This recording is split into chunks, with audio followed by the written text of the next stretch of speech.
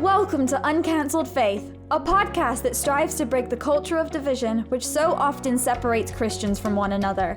I'm your host, Hannah Rose Russell, and I'm so excited to have you here today. This podcast is an Inspire Truth production and aims to create a safe space for people to bring new perspectives on topics that are frequently controversial or fall victim to cancel culture.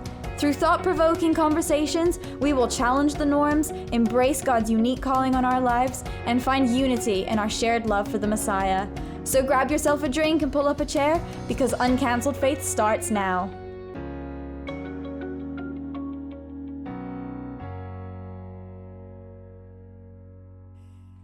Okay. Ready? Totally. Yeah. Okay. Well, welcome back to the podcast. As you can tell, this episode is going to look and sound a little differently because I am not with my usual setup in my office. In fact, I am in Thailand right now with my first in-person guest. So I am very excited about today's episode. It has been 5 years in the making. Yeah. 5 years in the making. And I'm just so excited to introduce you guys to my friend Soleil. And so you can hear her story, and we're just going to share some testimony about how we met, how God is leading us in life, and also just what he's doing on this trip, and as we get ready to go home tomorrow. Don't talk about good times yet. No, we won't talk about tomorrow. So anyway, please welcome to the show, Soleil Bourdon. Hello. Applause. Thank you for having me. Yeah, I'm so glad you decided to do this on our trip. I was hoping that we could. So Let's hope it goes well. I'm sure it will. We're gonna do great. So anyway, for those who do not have the pleasure of knowing you, would you like to share a little bit about yourself, where you are from? Yeah, so I am from the States. I grew up in the eastern coast of the good old USA. And then as soon as I graduated, I zipped on out of there and moved abroad. But yeah, I grew up in a Christian family. They worked in ministry my entire life. They still do. So I got to learn about Christ from a really young age. So I've been very blessed to be able to grow up with a family that's God-fearing my entire life. So yeah. How old were you when you accepted Yeshua, Jesus, into your life? I was 7 at the time. 7. Yeah, and then when I was in my early teens, I rededicated because I was like, I was so young. I was like 6 or 7. What if that wasn't really it? And then at 13, I was like, okay, just in case, because you're so young at that age. I was like a little confused, but not confused, but yeah. No, I feel like we all do that though, because we're growing up in a Christian home. So we do get, I think it tends to be 6 or 7, where we accept Christ into our heart. And then that it's like, okay, we're saved and everything, but we're still young. We're still going off of our parents' faith. Yeah. And then once we reach teenage years, it's like, oh, we actually need to do something about our faith. We can't just say, oh yeah, I'm a Christian. There's some activity in that and some action. So for sure. When I think I was like 3 or 4, I was like, I want to get baptized. My parents were like, no, you need to wait. So they made me wait till like 7. And even then they're like, we want you to wait longer. But I was too like, no, I was like, I want to get baptized now. So were you like the little boy? Do you remember that viral video where the little boy is about to be dunked? Oh, yeah. I'm going to do it. And he just jumps in. Yeah, I was basically that. So yeah. And then like later on, it's like, I'll just rededicate just to, re-satisfy the relationship between me and God personally. So, yeah. Nice. Fun times. Yeah. Cool. So then, okay. So you came to faith, you grew up in a Christian home, and you went to college. What did you study in college? So I double majored because, that sounded fun. I did creative writing. It was English with an emphasis of creative writing, and then history as my second major. Okay. If y'all haven't guessed, we connected through books and things, as you can tell with the back. I think we have enough reading for the trip. But so then how did we meet? So it was about 5 years ago. We were on Connie Lynn Cosette's launch team on Facebook, right? Yeah, it was Oh my gosh, her second series? Oh, probably. Yeah. Yeah, because it was after the Out of Egypt, so it was her second series. When it was the new series, and I was so excited about reading the book, and I was going to Israel finally. And then I posted, "Hey, I have the book and I'm in Israel and I'm reading it." And you're like, "Oh, hey, I live there." So yeah, so we could have met straight away. We could have met within like a week of knowing each other. Yeah, actually, might have been like 3 days because I posted that when I was in Israel, and then you're like, "Oh, I'm here in the same day." So I was like, "Oh, that's so cool." It might creep if I asked to meet up. I know, and then I was thinking it. I was like, "Oh, maybe I should do it," but our introvert side won out, and we did not. But then you messaged me, and you were just like, "Where are the bookstores in Israel?" They're very hard to find. There's only 2. I mean, 2 brands, but they're all in malls and just weird places. So yeah, because I kept walking through the market and I saw like 3 English books, but I was like, that's not a bookstore. So where's the actual books? It is still very difficult to get books. We still have them. It's all online now. Yeah, it is. So anyway, so that is how we met, and we kind of talked here and there throughout the years. And I followed your blog. It's like, wow, you're so cool. Thank you. And then, of course, COVID hit, and you were still at school, and I decided to open up a young women's prayer group with some friends. I was just like, maybe we just all need to get together, because I was part of a prayer group with all older women, of course, as always, story of my life. And my mom was just like, why don't you get girls your age to come and join you? And I was like, I could, but who would I ask? So my mom still asks me that. She's like, you should do that in Korea. I'm like, yeah, definitely. I mean, you should, because I didn't know who would come, and I was like really nervous. But I was like, let's put some feelers out. And I even asked girls, I was like, I don't know if you are, but if you are, and they're like, no, I'm not. Like, I was like, okay, but I mean, if you want to join, we're just gonna come pray together. We need some unity in this time and some hope. So yeah, so Soleil joined, and you were one of the regulars. I was the quiet regular. You were the quiet regular. I know. I was like, oh, this girl is never gonna talk. How am I gonna like pull it out of her? But then, and then we just started talking off. Yeah, because everyone else kind of faded away, and we just ended up being the only ones at some point. So we're like, hey, what you doing today? And I'm not doing anything. Let's call. And kind of turned into like an everyday thing after that. And already at that time, you were kind of itching to leave America, right? Yeah, because I had planned before COVID broke out to like go travel abroad for fun. And then when COVID hit, I was like, okay, I guess instead of like traveling, I guess I'll just move. So there is a reason why we're meeting in Thailand. It's not just let's have an exotic vacation somewhere halfway across the world. Like we said, it's been 3 years, and we needed to meet in the middle. So where do you live now? I live in South Korea. Woo! Yay. South, not north. Yeah. Emphasis on that for people that are very confused. They're like, where do you live? Even the posts, I'm sending posts to when I was first coming, and they're like, which Korea? I'm like, obviously the South. Like, I'm amazed people would be like that. I mean, I guess you can visit North Korea, but no one could live there, and no one would want to. Yeah. Anyway, So tell us about what led you to South Korea. I was about to say North. What led you to South Korea, what you're doing there. Yeah, and just that whole process. Yeah, long story. But fun. I guess like in the middle. So right when COVID started, I started down the rabbit trail of watching like life abroad, life in so-and-so country. Because, what else do you do when there's a pandemic and you're stuck at home? You're like, I want to go see where other people are living. So it kind of I ended up watching a lot about like Korea. There's a little bit of like some other countries, but mostly Korea.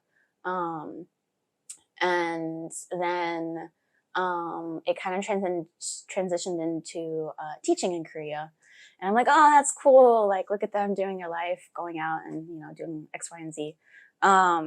But then as time went on, I was like, okay, well, what am I doing after graduation? I don't know what I want to do. Like I do, but because of COVID, it like changed a lot of things and the jobs weren't really in that field anymore. So I was like, well, let me go work abroad for a couple of years and then I'll come back and, you know, get back in there. So I started researching what countries can I go to, what countries that I want to live in. And it kind of was surprisingly in like Asia, because I never had a desire before to like really go into Asia, like India and like that kind of area. Yeah. But never like Korea and Japan, because everyone else I knew was obsessed with those countries, but I never was. You weren't? I thought you were learning Korean and stuff, and you always. I never learned until I came. Okay. Yeah.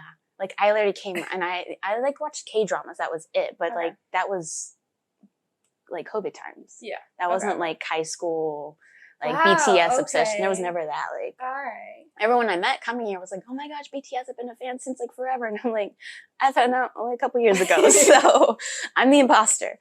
Yeah, I was more like Europe. I really wanted to go Europe because of the history. That's what I studied with my major, was all like the World War I, World War II, and then pre that too. So I was thinking more like Spain or like Australia, because there was a few different programs there, but you had to pay for those programs. And then COVID was like, actually, you can't come here anymore. Yeah. So they were pretty strict. That was kind of like the beginning of God, like just like shutting the doors for those other countries I was looking into, because it was first Australia, and then I was like, okay, well maybe Spain, but Spain didn't pay very well. Then I was like, okay, well let's go to Asia then. I'm like, what about Japan? Japan's shut their doors. I'm like, okay, so obviously not there. And I'm like, okay, well Korea, because that culture looks really interesting. I'd be curious to live there. Started to apply, and then it just kind of went on from there. Just like doors kept opening, and I'm like, okay, I guess this is it. Like it was very stressful preparing, because I was procrastinating doing homework and finishing my TEFL certificate online. So I'd be in the library working for my work study. And I just was like working on my teaching certificate so I could apply for the job. And anytime anybody's coming over, they're like, oh, what are you doing? And I'm like, oh, I'm going to try and apply to work abroad. So we'll see how this goes. So they knew before my whole family was that I was going to go abroad. I didn't tell them until after. I know. I remember that. I remember you didn't tell them until you got the acceptance letter, right? Yeah. And what was their reaction? Were they happy? Were they... There was mixed emotions. Okay. My mom's always been like, she's always known I wanted to like go abroad at some point. And so she was very happy, but I was very hesitant because like I'm the oldest daughter. I'm also the firstborn. So like those two mixed together, it's like a lot of pressures and responsibility, and like I didn't tell them I was looking to begin with. Right. So they had no idea. I was like, oh, okay, Korea looks like a really interesting place and stuff. So I sent in the application, and then I wasn't even going to tell them until I passed the interview. But I ended up was like, hey, just so you know, because that's what it was. They wanted me to buy a car. Oh, that's why I told them. I wasn't going to tell them. They wanted me to buy a car, and I was like, I don't really want to buy a car right now. And like, well, why not? And I'm like, well, I kind of want to save the money. And they're like, well, why? You need a car to work. And then that's why I had to tell them this. Okay. But yeah, so they were taken back, of course. And then once my dad got kind of over the shock of me being interviewed by a black screen, because I got interviewed and there was nobody on the video. Oh, wow. He was like, is this a legit program? And I was like, yeah, it's a government-funded program. That's still... He was a little nervous. Yeah. And your dad's also a first responder, so he's instilled a lot of the stranger danger, being cautious, or like kind of mindset. Yeah. And the program itself is very like last minute, because how I applied to the program is you basically don't know anything. You apply, they like your application, you go through one interview. They're like, okay, cool, maybe we'll pass you or not pass you. Then you get through, and then like, we don't know what city you'll end up. We don't know what school you'll end up until like 1 month before. So you're like packing to move to a country, and you have no idea where in the country you're moving to. So that's really a leap of faith. Yeah. There's no set plan, set anything. You're just like, well, God, I'm giving this to you. Take me to the right place, hopefully, because I know you've also heard kind of horror stories of people that have ended up in bad schools, and that's been difficult. Yeah, for sure. So it was a lot of like, God, I hope this is the right decision. But the whole time I was praying was like, it is not the right decision, because everything was leading up. Right. I really wanted it to happen. So I was like, God, if this is not what you want, please like end this really quickly, because I'm getting excited now. But like the interview went quickly, the application and everything else went quickly. The only thing, and even like the visa, like it was supposed to be delayed because of COVID and backlog of paperwork, but then I got it like 5 days before I flew. Oh my gosh. But I got everything, and then I was like, all right, God, I'm just going. So yeah. Wow. Was there any scripture verse that you were leaning on during that time? I think so. Like one I always have had in my head when I'm like terrified. I'll be like doing anything. When I'm afraid, I will trust in you. It's a Psalms. Mm-hmm. So like that's just kind of like I was like I'm quoting in the back of my head. I'm like, okay, it's okay. But I think what's the passage? I'm just blanking on it now. This passage of like Matthew at the end of Matthew where Jesus is kind of like saying like no matter where you go, like I'll be there. Mm-hmm. That's me paraphrasing, of course, because I can't remember the exact phrasing of the moment. My mind's going a little lost, but yeah, it was just like I knew wherever I would go, like God would be there. So it was just kind of like even if it's like not the right decision, He'd be there to catch me. Yeah. And was it the right decision? I think so. Yeah. Yeah, I think I definitely, even though it was super stressful then, and once I got there, it was, yeah, I think it was. Yeah. I remember when you got there, so you just finished your degree, it was COVID and everything, life was really, really stressful. And I remember it was like the first week or so that you were there, you're like, Hannah, something's wrong. And I'm like, what do you mean? And you're just like, I'm not stressed. There's no stress. It's just calm. Something's got to be wrong. This can't be real. Yeah, there was that. I mean, it was stressful leading up to it and everything, but I think once you got there, it was just like the peace washed over you of God being like, you are in my timing, you are in the place. Yeah. Because the whole time you're just like, am I doing it right? And that's the whole reason I wanted to have this conversation, because there's a lot of people who are wondering, like, am I going the right way? Where am I supposed to go? Am I supposed to wait for God's voice telling me to jump? Or am I supposed to jump and then just trust that He's going to catch me? Yeah. And so I think for both of us, I think we've kind of experienced all of them, where we've heard God tell us to go places, and then sometimes we've just had to jump. And I think that's kind of been the biggest lesson that I learned last year and then coming into this year, is to just take the leap and to stop delaying and to stop waiting, because there's never going to be a perfect timing, and there's never going to be like everything, all the cards falling into place at the right time, being like now. It's like if you're looking for that, you're going to be looking for a long time. And so that's something God's really been teaching me, is like, look, if you are in my will, if you're following my word, if you are looking to live your life after me and to follow me, then I'm going to provide wherever you decide to go. And He has. Yeah. I think that's the thing too with like the church, especially right now. They like the way they say, like the way they phrase things puts it where like you're gonna see this grand like thing in the sky. You're like, here's the rainbow after the flood, kind of thing. You're like, that's the, like, you're just going to see some symbol and you're going to know right away. Right. That like, oh, I'm doing X, Y, and Z. Yeah. Like, sometimes it happens. Sometimes. But not all the time. We really emphasize that, though. We do. Like, we're like, oh, yeah, that's going to happen every single time.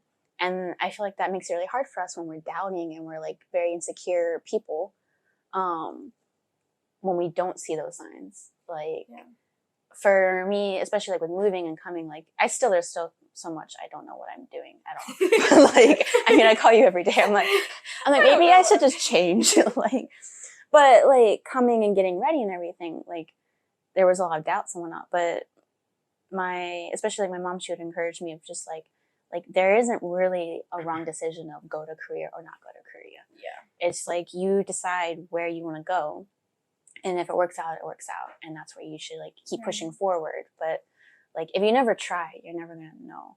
Mm-hmm. And I think, like, that whole experience was a whole of, like, taking a step and saying, like, it's just like you're like kind of like tiptoeing, and you're like, okay, God, is this it? Like, and you go a little bit further, and like it's still, the door's still open. You're like, wider. just checking. Yeah. Is this really the right path, or is there a cliff at the end of this door? Yeah. So it's just like you're taking those steps, but you're still moving forward. You're not standing still, just waiting for something to happen. Right. Like if you're not pushing forward, even just like a little bit, like you're not showing the effort to grow. Mm-hmm. You're just being stuck. And you're like, all right, I'm just gonna wait for it to fall in my lap. Like, right. When does hard work ever just like, you have to have hard work to let it grow bigger, I guess. But like if you're just sitting there, like that's no effort's not gonna get you anywhere. It's so true. And yeah, and I think that's why, you know, the whole be still and know that I am God scripture as well that everybody uses. They're like, oh, we're in this really tough situation. We just need to be still and know that I am God. And it's like, okay, that's true, but being still doesn't mean doing nothing. Right. And not making steps to go forward. And so, yeah, we can't just sit idly and be like, there's an open door there. I'm just going to wait a second, feel it out and see. It's like, no. Wait for it to light up first. Yeah. You know, use a golden halo or something. God, give me the 3 signs. I need the 3 confirmations, the 2 witnesses and everything. And it's like, sometimes God is just like, you need to trust me. It's not any other people's opinions. It's not what they plan for me to do. It's not what they think you should be doing. It's, no, this is what God, I'm calling you to do. And that's the voice that we have to listen to. Did you feel your faith grow during this period? You must have. Was it like a tug of war kind of game? Probably. I think for me it's more like slowly strengthening, but in the way of where like you don't know it while you're in it, but you're looking back and you're like, oh, okay, like I have more and more like peace. I think my faith now is I'm okay with the unknown and uncertainty compared to like 3 years before. I'd be like, I don't know what's going on. I'm super stressed. Like I would get physically super stressed about so much stuff, and it was just affecting me really negatively, mentally too. So I think like now, even though there's still that uncertainty about so many things, it's more of like kind of just, well, whatever happens kind of is going to happen, but not like in a negative sense, more of like giving God the control of just kind of like, okay, let's just see what you're going to do. Yeah. But that's also the way that we should live. I think it's really difficult for people though, because we live in a society where it's like, okay, we graduate high school, then we have to go to college, then we graduate college, then we need to be getting a job with our degree, and then buying a house, buying a car, meeting someone, starting. Where's your retirement? It's all of these things, and the pressures, it just keeps piling up, and it doesn't really end. But the thing is that's not God's kingdom. That's our world's teachings and philosophies and stuff, and it's not God's. I mean, he's literally saying, leave everything and just go. And you're just like, let's just take a minute, God, and talk about this. So what's that been like for you to literally leave everything and just go? Very nice. I feel guilty for it, I think, because like, it's just, like, because it was so different. I'm like, this doesn't feel right. Like, it doesn't feel normal. So it's taking me a long time to be like, this is okay. This is normal. You don't need to feel guilty for it. Because like, I know this is where God wants me. Like, he opened so many doors for me to get here. He's like put me in a city and whatnot that I didn't know anything about, but was like, oh, I want to go to that city. And then like it helps like me meet so many people there, and meeting those people, it's just been like, I don't know, just encouraging, I guess, of just like lots of learning opportunities. So yeah, I like that. I think I've just lost my train of thought. I did too. I was like, what was I answering? What was I saying? I was like, there was a question, and then I blinked out on what it was. I know, I was thinking about something else, and then my mind just went, ooh, squirrel. Yeah. Where am I going? I was like, let me end the sentence because I don't remember what I was answering anymore. No, but I think being able to let go, I think we hold on to it. We hold on to our things, and we hold on to our like comfortable lives, and we think nothing's ever going to be better, or if we're going to let it go, are we going to find it again, and things like that. And so it just goes to show that when we do follow God and follow the path that's the unconventional path, the comfort, the peace, and the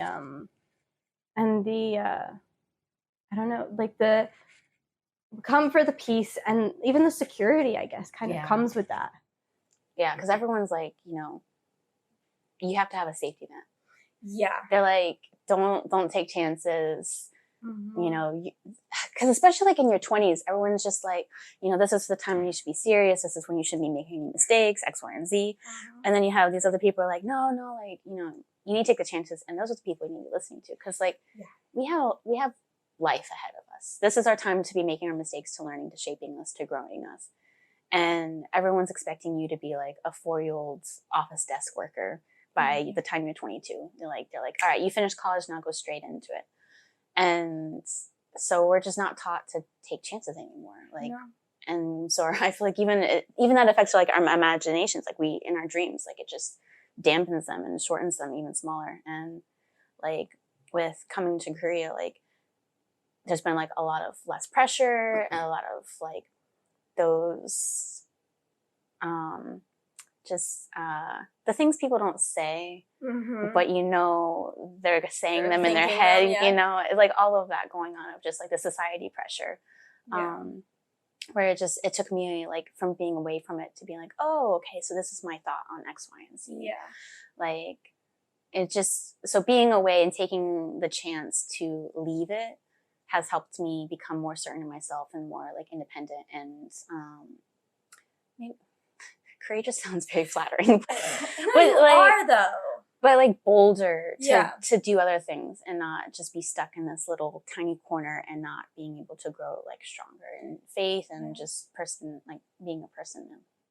It's no, seriously, we're in our 20s. We should be able to explore, to try things out, to experiment is like what I was thinking, because we don't like, I think it's like, isn't it our brains don't fully develop till 23 anyway? So why should we be expected to do so many things before we're 23? And then when we hit 23, it's like, oh, look, you're already an old maid, according to the Elizabethan days and things like that. We don't speak of this. No, but it's like it's this pressure of you get to a certain age where it's like you should already be arriving at. It's like, who says that? And why should we be at that place? And why can't we do all of these things? And then society kind of looks down on us, or like then calls us the daredevils, or we get to be the bad influences. Oh, stay away from them. They're the bad influence because they're living very unconventionally. And it's like, this is actually, I believe, how we should be, all believers should be living. We should not be falling into the status quo of working the 9 to 5 to doing this. Like, okay, people are called to do that work, but not everyone. It's exhausting depending on the work you're doing too. Like, it's just, you have no time for anything else. It drains you physically, emotionally, and mentally. And then you wonder why there's so many mental health issues, why less people are going to church, why less people are having relationships with God. And it's because we're essentially working ourselves to the bone. And it's the whole, what's not the hustle, maybe it is, what's it called, where you're just like hustling through life pretty much. Hustle and bustle? I don't know if it's hustle and bustle. It's like where we're just like keep running like to get everything, to be ready for retirement. Then when we reach retirement, it's like, now we can chill. Now we can do everything that we dreamed of. Yeah. And it's like, but now we're old. Now we don't have the energy that we used to. Though, I don't know. I feel like I'm like a 70-year-old on this trip. We've been literally getting up at 9:30 in the morning, not getting breakfast till 10, and then spending a lot of time. Hey, I've been an 8-year-old since I was a teenager, so yeah. No surprise here for me. No. We're just like, let's chill. People are like, what are you doing in Thailand? We're just like, I read a book the entire day. Well, and I think for us too, like this vacation is a very non-typical vacation to begin with. Like it wasn't a sense of like, hey, we're going to rest and go explore a whole freaking country. It was, hey, we're going there to like meet and like enjoy each other's company versus like, hey, let's fill our entire itinerary up. Like, so we had like a different purpose with the trip. I think that's also another society thing that we kind of fall into, where we go to a foreign country, we spend all this money, and we're like, oh, we have to do everything. Like, I didn't even see the Grand Palace while I'm here. It's literally like 30 minutes on the tram. We haven't done that. We haven't gone to see all the different sites. I got sick the day we were supposed to go to the national park. I was sick the first 3 days. Exactly. But we've still enjoyed it, and we've still gone out and done stuff, and we've experienced Thailand our way. Yeah. And I'm so looking forward to making the video of you go to Thailand for the culture, and the culture is just food. Yeah, that's basically all we did. That's literally all that we've done. I think we've just done a food tour. That's what we need to say, is when people are just like, oh, what did you do in Thailand? I did a food tour. Yeah, the food's only the reason I came here. No, I'm just kidding. Seriously. I didn't come here. No, not at all. Just the food. Just the food. Yeah. What's it been like to meet in person then? From talking for 3 years straight on the phone and then being in person? Is it what you expected? I mean, it just felt normal. Yeah. Like, it just felt like, but we're just having the conversations in person. Yeah. So I think the funny part for me was just like, we literally be in the same room when we're still sending reels. We're just like, and then I like respond to it and I'm like, oh, look, she's right there. So yeah. I live in awkward for me, and I don't know if it's for you. I think it's funny. It's definitely interesting because I knew your personality before coming, but there's been moments I was just like, oh, okay. And it feels like there's been moments where it's like, oh, it's like the end of the call. Like, where we just go quiet and we just don't talk to one another. That was last night. And it was as though we've just spent like the entire day on the phone, and then we're just like, okay, bye, hang up. And then it's like we're not there anymore, even though we're right beside each other, because both of our batteries was just like, after that heat and after.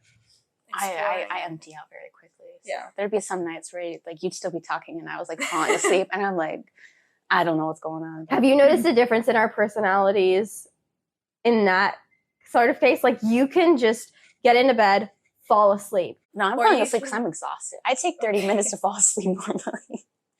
See, okay. I don't know if that makes me feel better if I'm just exhausting you then, or no, just because it's the heat. Yeah, the heat. Okay.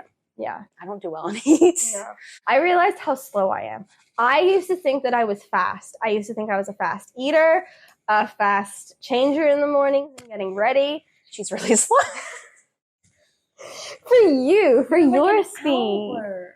In what way? To get up and get ready to go, you're at least an hour. Oh yeah, no. I take an hour to get like in the morning, but that's just me getting out of bed. It's like 20 minutes, like once I'm up, to like get changed and everything. It's mostly bathroom breaks than anything. I feel like every 20 minutes, like, I need to go again. I'm like, girl, you just went.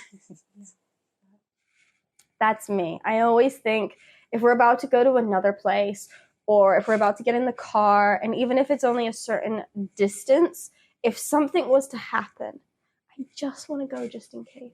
I mean, it's good to be prepared. I just was used to being my father being like, hold it in. So I was like trained my bladder to like hold it in all day. Yeah, no. My dad hates going on road trips with me and my mom because we're just like, oh, a rest stop. And he's like, we just stopped. No, I'd be like, no, we're driving at least 2 hours before we're stopping. Yeah. Yeah, I don't really think there's any like big differences besides the fact that like it was just little tiny things, but that's normal. Like, I have to hold onto your bag to make sure you don't leave me.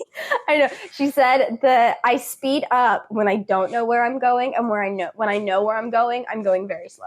Yeah, because literally it's like through the crowd, like the mall. I didn't know where you were going, and you just like zipping through it, and I'm like trying to grab your bag to like slow you down so I don't lose you. Because I also need to be close to people when I'm in crowds, because I just like there's too much going on, and I like will get lost. I'm a child. So like I was like having to like be like holding onto your sleeve, or like you had the back strap on it, and I found the one that had the hook, so I was like, oh, perfect. So I'm like hooking myself. It's like I've got her on a leash. Yeah. So that was very beneficial for me to not lose you in the crowd, because there was a couple times I think at the night market, the dinner, there was like I turned around and I was like, where'd she go? I'm gone. Yeah, but it was also because we were looking for food at different places. Yeah. But it was just dark and lots of people. And I was like, I don't know where she went, but hopefully she comes back. It's like a location of point of interest, right? Find each other again. We haven't lost each other yet in this big city. Yeah. I know people were like warning me about coming here. And I'm just like, it's going to be fine. And it has. I just had two bites of suspicious chicken in the entire time. Other than that, we've been good. Other than that, the food's been good besides that. It's been great. I'm hungry. I know, me too. We're like, okay, lunchtime soon. Was there something that God spoke to you to assure you that you were going on the right path, or was it just all the open doors were like confirmations for you? I think in the beginning, like a lot of people that are older than me that have like been like Christians for a long time and believers for a long time, they just like are always like, oh yeah, I heard from God. And the way they say it sounds like it's a very like they're hearing his voice. I don't really have that. I have like feelings, but not like, I don't hear an audible voice. So I think for me in the beginning, I was like, oh my gosh, people like pray and ask God, like, what does he think about this? And I'm like, I don't know what he thinks. Like, I'm praying, but I don't hear an audible voice, coming, quietly through the fields or like booming to the sky. Like, I'm not hearing either of those. So I think that's when I realized that like him answering the prayers of like, hey God, if this is not the way to go, then shut the door now. Or if it is, then keep opening the doors, because like the whole open doors for me was him being like, this is the right path for you. This is my confirmation, because there was literally like so many things that should have gone wrong with my whole getting there to begin with. That like the fact that everything did fall in place, like it was too coincidental to be a coincidence. So for me, that was like, I have to be like, okay, so I remember like he did X, Y, and Z. Remember that he did that. Remember, like that's his showing you you're supposed to go there. So I think that was like, him speaking in that way through his actions, I think. Did you ever imagine you'd be a teacher? No. Literally, if I had $1 for every time someone asked me if I'd be a teacher, I probably wouldn't have to be a teacher. Like, since high school, people were always like, "Are you going to be a teacher?" And I'm like, "No." Maybe it was God like planting that seed already. Yeah. Well, like the whole like I refuse to be X, Y, and Z, and then God's like, "You're going to do that." Yeah. But like I was never like anti-teacher. It's just been. I'm pretty sure people said about it because like I always did stuff with kids. Like I always did some sort of like volunteer, or my second and third job was like I was like coaching kids climbing. Yeah. And everyone's like, oh my gosh, you're so good with kids. I bet you could be a teacher or a great mom and yada, yada, yada. I'm like, yeah, definitely. But like with doing volunteering and stuff, and I even shadowed teachers, and I just was like, this is really cool, but I don't think I can do it. Like, so career-wise, teacher has never been on the radar for me. I'm like, I've always admired it, but I don't think I have the energy span for it. Yeah. So I was like, I'm already an introvert. I already get exhausted quickly. And then I have a whole room of 20 plus kids in a classroom that I have to control, and I have to be the adult. No. And then in college, my majors was English and history. So everyone's like, oh, you're going to be a teacher. Like, yeah, no. So that was another thing with like going to Korea. I was terrified because I was like, I don't think I can be a teacher. So what the heck am I doing? Yeah, you were like, I don't even know what I'm doing. Yeah. Well, because like I was excited to go try something new and go be in a new place. But I was like, that was another thing of like, this has to be God, because I would never do this. I would never be like, hey, let me go teach in another foreign country where I do not speak the language. That sounds fun, obviously, like super easy, right? Like no struggle, no stress. So yeah, the whole even going to Korea to be a teacher in the first place was like, this is definitely a God thing, not a me thing, because I wouldn't have applied to be a teacher. But everyone was like, Soleil, you should go be a teacher. Even some of my foreign friends, like they were like, you should look into that with ESL and whatnot. So that's kind of why I started looking into it in the first place, job wise. So what's surprised you about the job then? Do you enjoy it? Yeah.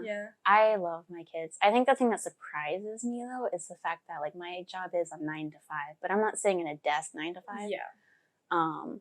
It's the fact that like this job, I can go home and I might need a rest for like an hour, but then I'm fine. And then Which is amazing. Yeah, like back home, all of my jobs, I'd get home and I like would like scarf something down to eat and then I'd fall asleep. Like there was no energy to do anything. There was no social life or whatever.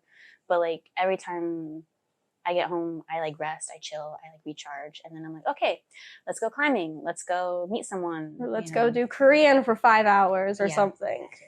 Yeah, but I mean that's still amazing because you are an introvert for sure. Definitely. There's no I'm 99. No, definitely an introvert. So for you to have to kind of be an extrovert the whole day with kids, using all that energy, and then how you're able to come home and chill for a bit, but then you go and be a student yourself and learn Korean, and you're really dedicated to learning Korean. Trying. You're doing really well. Better than my Hebrew after 13 years. Yeah, no, for sure. I like it. It's much better than I thought it would be. Especially my first like day on the job where they're like, I thought they would like have me at least watch one of the classes, and they threw me out there, and then I got judged so harshly for it. I was like, excuse me, ma'am, I've only had 1 week of in-person training due to COVID, so please be nice. Yeah. I was crying that day. Yeah, I called my family. I'm like, this was a mistake. Aww. But now you're good. Now I'm really good at like faking it till I make it, and I'm really good at. I think that's the key. Yeah, I've gotten really good at that. So I have a book. I don't even know what I'm teaching to the day of half the time, and I'm just like, all right, guys, we're learning this together. So I think the fact that I'm the only adult in the room really helps. Because if I was teaching with someone when I first started, I would have just hidden under them and been like, I don't know what the heck I'm doing. Yeah, but it's made you be pushed out and to just be like, let's just figure it out as we go. And yeah. That's awesome though. I like that because like so many of us so often we want to fall into what's comfortable or what we know or what we're trained to do and everything. And I remember I was like, you haven't even taught a single class, and like you said, that first week or something you were evaluated and you were just like, I've never been a teacher before. I don't know what I'm doing. But you figured out, because people train for years to be a teacher at school, 4 years or something, and you're just like, I'm here, hello, let's do a class together. And I think the thing too for like ESL teachers, a lot of the ones going out there, they're just there for the traveling. They're not there to be teachers. Like I'm still technically not qualified to be a teacher, but like the thing is, I try and make my classroom like going there and being there. Like I wanted my classroom to be a place where it's like, because the Korean education is a very stressful environment, very stressful for students and teachers alike. There's a lot of pressure on both of them. But for English classes, you can kind of lighten up and loosen up. And so I wanted for my kids, I know how much expectation is on them. So I wanted the classroom to be like, hey, you're still learning. But I want to show you that it doesn't have to be stressful and like forced on you in a very Korean style manner, I guess. So like I still care about them. I can only teach you ABCs, I'm sorry. I still need that sometimes. Still need your help with my spelling. But so have you been able to travel? Oh, definitely. Yeah, a lot. I get like a whole month of vacation to take off a year. And then I get like the national holidays in addition to that. So there's like long weekends here. What's life in Korea like? Very comfortable. Really? Well, because like, for example, like it's got its pros and cons for sure. But for the pros is everything's very accessible. Like if I am wanting to go visit someone, I can just book a bus or a train and it's very accessible to get there. Versus if I'm back home in America, I need to at least have a car. Like you have to have a car, but Korea, you don't need a car. I don't have a car. So that's been like very like, wow, city life. I mean, I lived in the city before, but like I had a car. city life in America is still very different from city life in Europe or Asia. I mean, even here, we have used cars a lot for taxis and things, but like, and everything's open up late there, so I can go study at a cafe until midnight before they close, and I'm just like calling from home from the park and walking. Like nighttime, there's still like kids in the park at 10 o'clock at night. Like there's high schoolers out there till midnight playing soccer on the field, and I'm just like, you have school at like 7 a.m.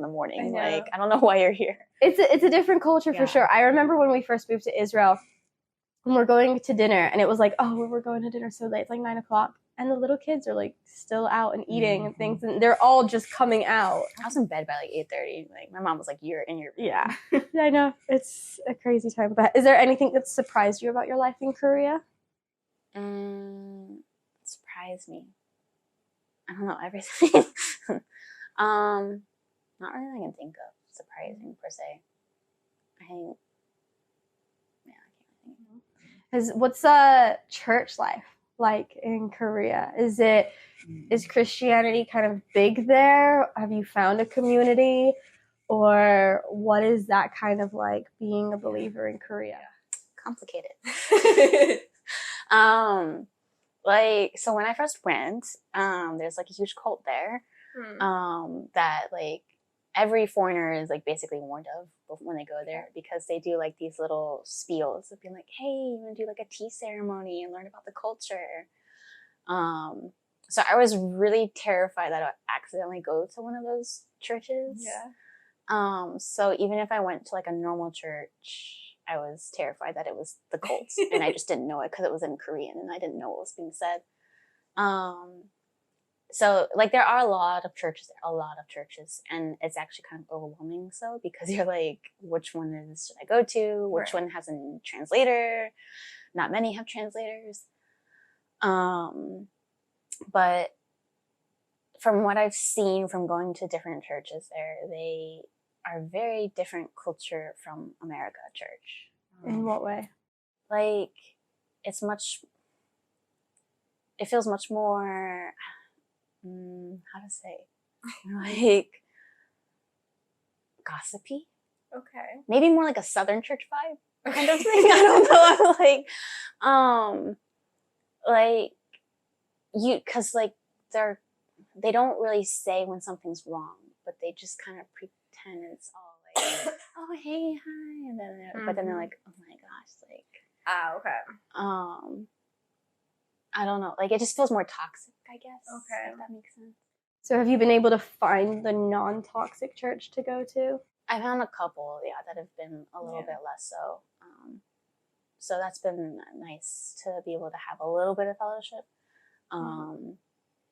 But yeah, the church culture is different. It's interesting to witness. It's cool to see like how they think things differently. But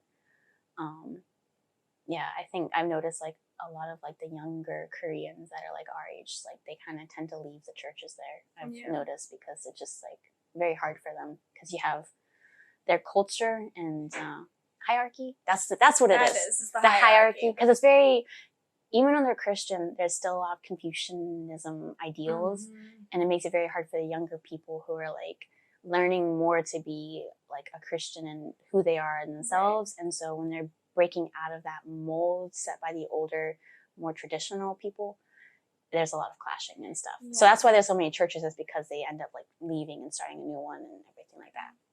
So yeah, it's harder for me because there's only like 2 churches in my city that offers like translating.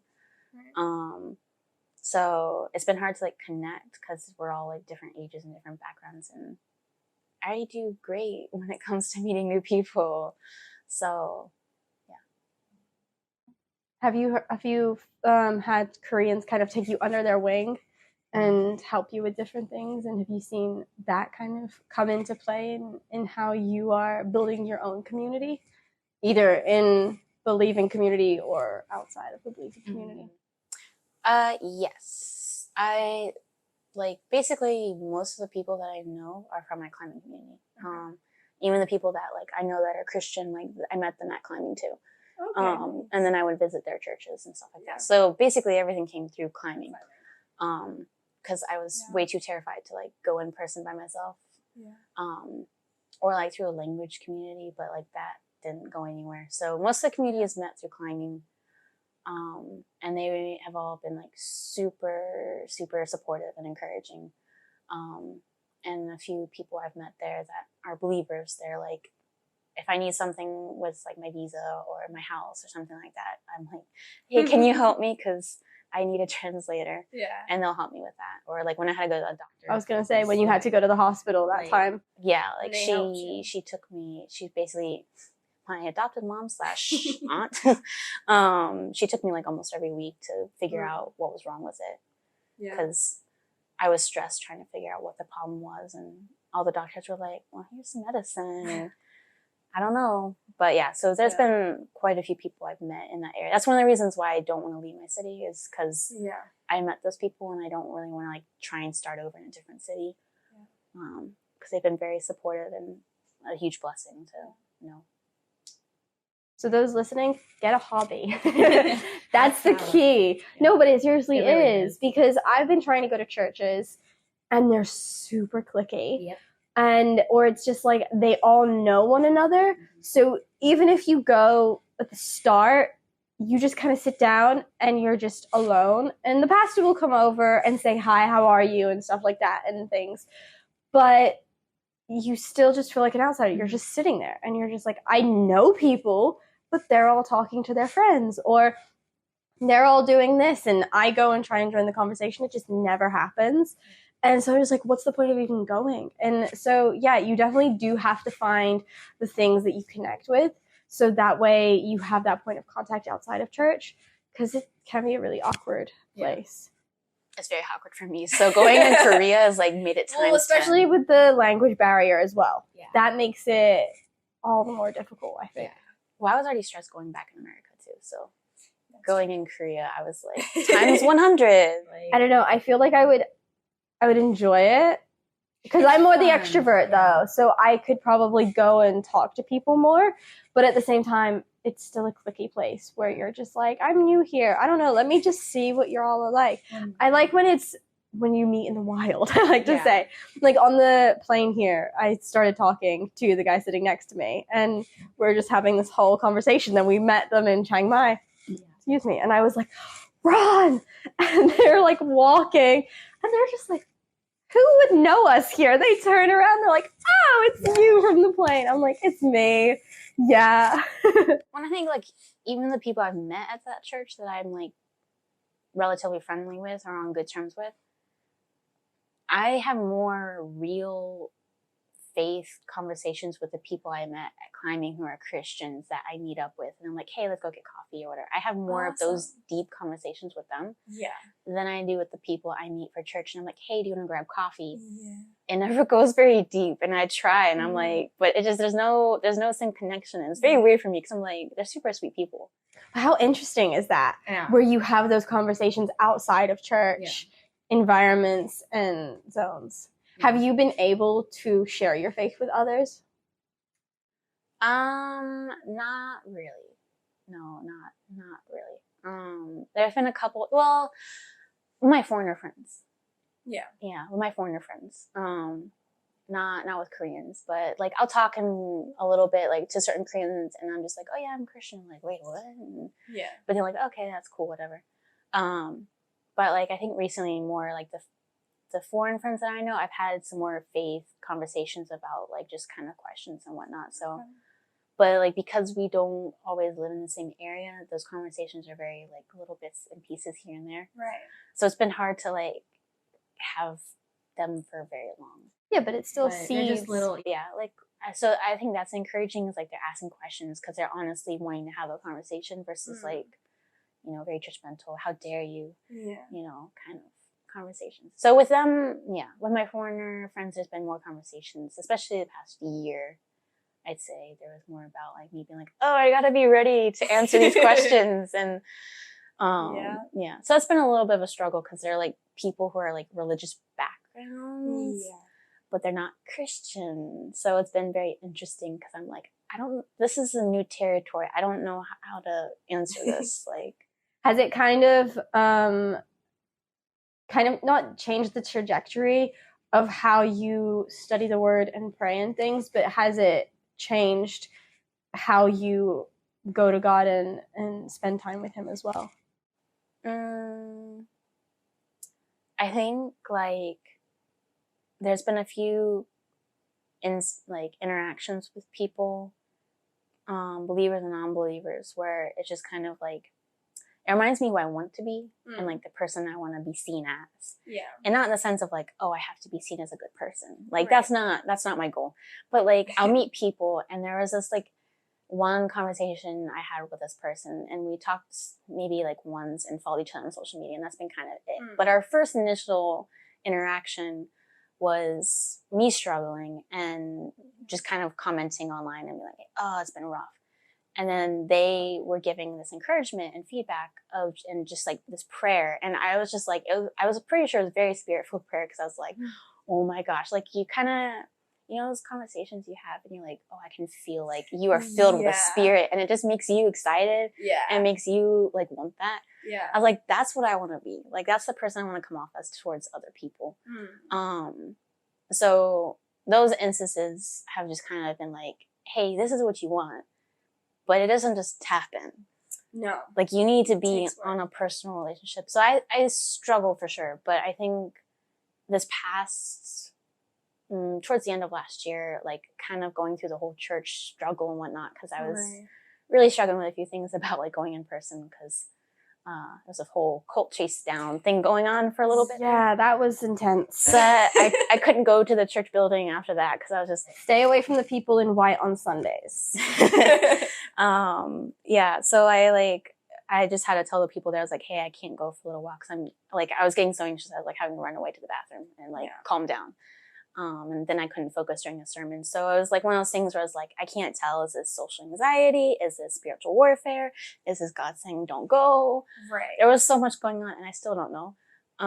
But I feel like God used that to be like, hey, I want to draw you, just you and me. So it's been more of like, throughout the week, I've been doing my own personal devos in a different way that should have been something I've been doing way earlier, but like me figuring out for myself, I think is probably the best bet and like the best result in the end. So I've been doing more personal, just like reading sections at a time and writing it of like what I think God wants me to take out of it. And that I feel like it's been helping my faith a lot more, of me like retaining it and being like, how can I apply this to life? And like I've had conversations that I'm like, hey, that's what I was just writing about in my devos the other day. It's like, wow, look at that. So that's been encouraging. So yeah, it's really cool how God kind of even brings us out of our environments and things to teach us. I have a friend, and he's volunteering in Israel right now, and his faith has really grown since he's been there, because it's just him and God. There's no friends, no distractions. There's war going on, so he's not able to go out like normally you would when you're a volunteer. So he's had a lot of time to just really study the word again. And he said how that's been the biggest takeaway from his trip, is having that one-on-one time. And I think we all should have that one-on-one time, and it comes in different forms. I mean, sometimes it comes through sickness, sometimes it comes through isolation. There's all these different things, and I think that's also why the trials can be so good, and that they're so refining, because they really do bring us, either it's me or it's me and God, and which one are you going to choose, and how are you going to get out of it, kind of thing. And that comes when you take those leaps of faith as well, because you're just like, this is what society is telling me that I should be doing, that I need to be doing, that I should be focusing on. This is the secure, comfortable path. And then there's this one that everyone is saying, don't do it. That's crazy. This doesn't seem like, how is this lining up with your future? That's the big one. That's the big one. Is of like, so are you going to be a teacher the rest of your life? It's a whole thing. Like, how is teaching English going to help with whatever you're doing next? Yeah. Like, and that's the big thing of like these questions that we're getting asked so many times.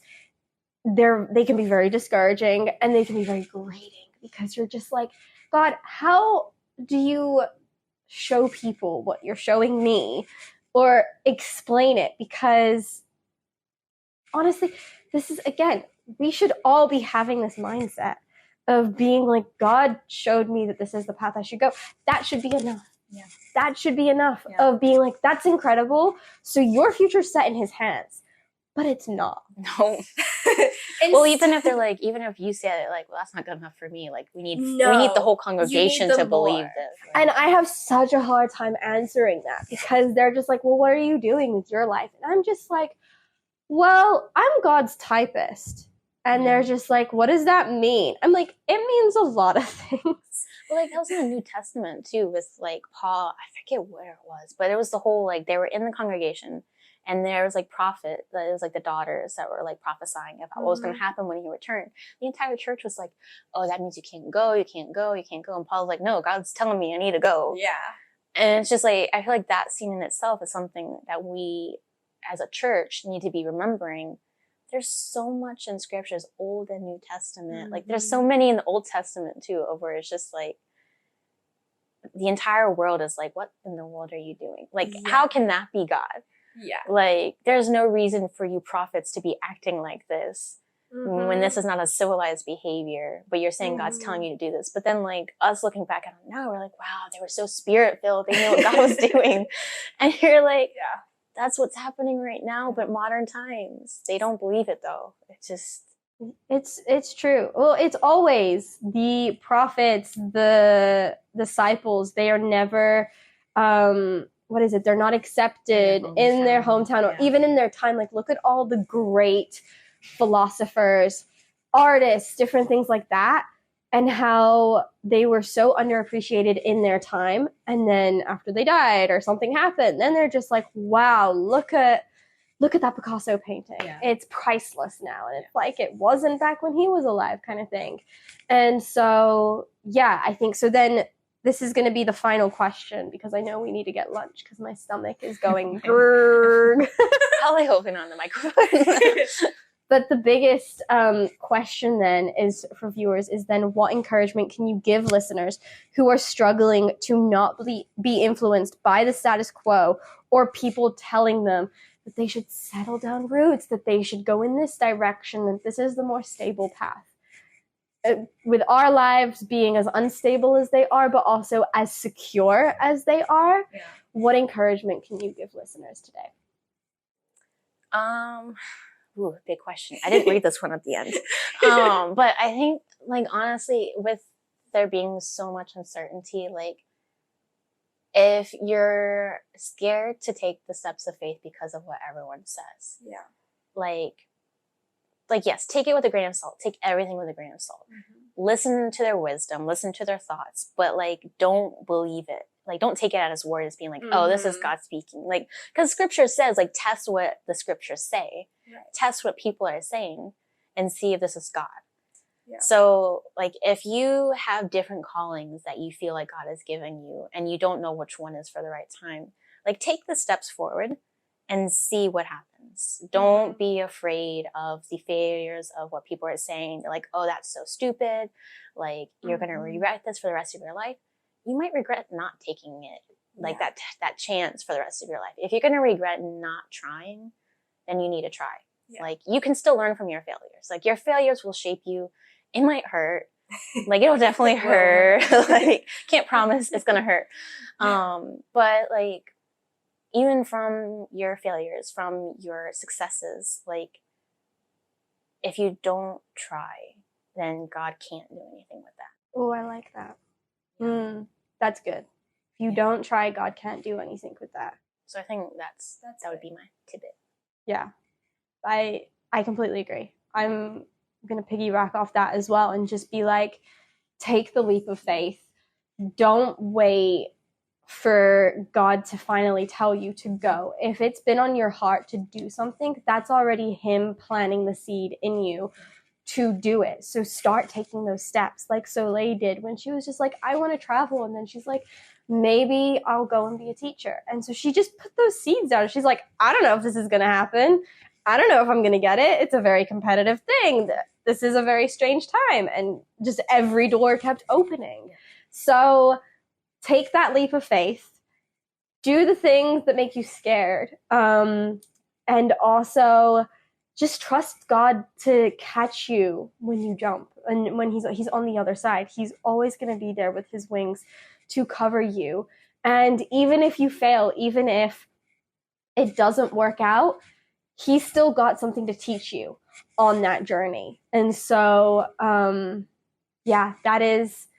that is our encouragement for you today. And I'm so glad we got to do this episode. I can't believe we did it. We have not practiced. We just kind of did it. I was like, I'm going to mess it up. I'm going to ruin it. I was like, this is going to be so weird. I'm normally sitting here like, okay, gotta memorize this and look at my notes and everything. And I'm just like, no, God, let's just flow. Yeah. And we're good at flowing. So thank you. I'm very good at that. Faking it till you make it. Woo!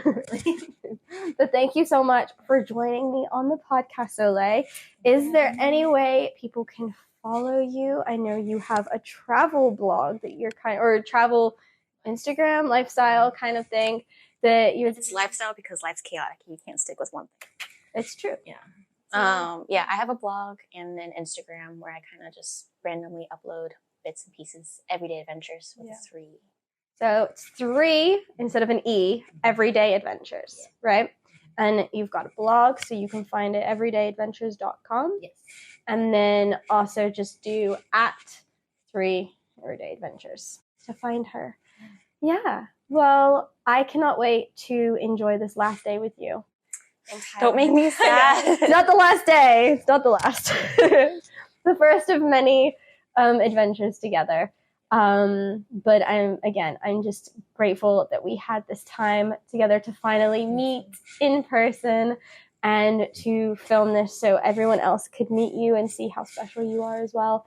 And also just be encouraged today, because I know so many people who are falling for the lies that they need to settle, that they need to stick to the status quo, that they need to just hold off on their dreams until it's more financially stable or just safe in general. I left in the middle of a pandemic. That's the apocalypse, and North Korea right next to me. So exactly. It's time to live on the edge, people.